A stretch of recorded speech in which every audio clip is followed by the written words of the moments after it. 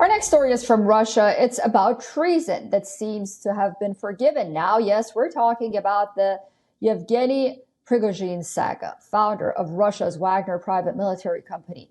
More than a month after leading a brief mutiny against Russia, he's back in the country, and if pictures are to be believed, he's not being treated as a traitor.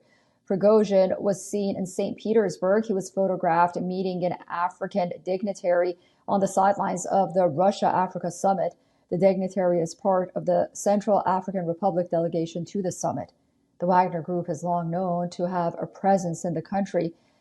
The place where photographs were taken is a hotel where, according to Russian media, the Wagner chief has been allowed to retain an office.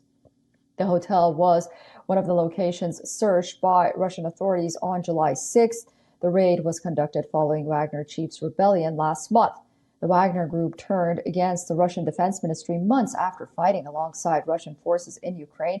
The Wagner chief accused Russian Defense Ministry of poor treatment of his forces on the battlefield. He hence launched a march for justice towards Moscow last month after taking over military facilities in southern Russian city. Under a deal negotiated by Belarusian President Alexander Lukashenko, Wagner chief was granted asylum in Belarus. Russia agreed to drop all treason charges against the Wagner Group, but the Russian media, including the state media, continued to brand him as a traitor. And now the so-called traitor is meeting Putin's guests in the same city as himself. Why, you may ask? The Wagner Group has long worked in the shadows around the world, notably in Africa.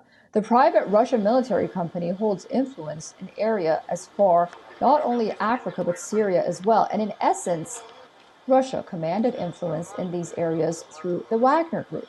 And Putin seems to be in dire need of influence and allies in Africa at the moment. Countries like Mali, Central African Republic, Libya, and others in the Sahel region have actively drifted away from Western influence in recent years. It's Russia's time to make inroads there, which the Russian president cannot compromise, even for a traitor. Россия в лице официальных кругов, бизнеса, общественности.